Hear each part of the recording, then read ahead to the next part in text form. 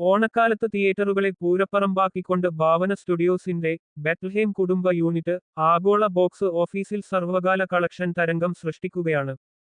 വെറും 3 ദിവസങ്ങൾക്കുള്ളിൽ 61.37 കോടി രൂപയുടെ വേൾഡ് വൈഡ് കളക്ഷനാണ് ചിത്രം നേടിയെടുത്തത്.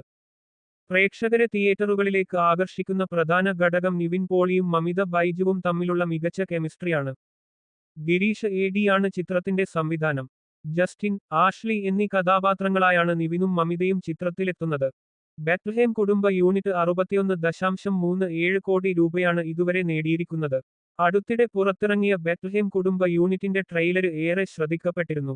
ശ്രദ്ധേയ സിനിമകളിലൂടെ മലയാളത്തിലെ ഹിറ്റ് സംവിധായകരുടെ നിരയിലേക്കുയർന്ന ഗിരീഷ് ആണ് സിനിമയുടെ സംവിധായകൻ.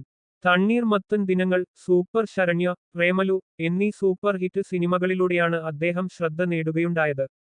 ഭാവന സ്റ്റുഡിയോസും നിവിൻ പോളിയും ആദ്യമായി ഒരുമിക്കുമ്പോൾ പ്രേക്ഷകര് പ്രതീക്ഷിച്ച പോലെ മികച്ച സിനിമയാണ് ലഭിച്ചിരിക്കുന്നത്. ഭാവന സ്റ്റുഡിയോസ് ഒരുക്കുന്ന 6ാമത്തെ ചിത്രവുമാണിത്. സൂപ്പർ ഹിറ്റായ പ്രേമലു വിനുശേഷം ഭാവന സ്റ്റുഡിയോസ് നിർമ്മിക്കുന്ന ചിത്രമെന്ന പ്രത്യേകതയും ബെത്ലഹേം കുടുംബ യൂണിറ്റിനുണ്ട്.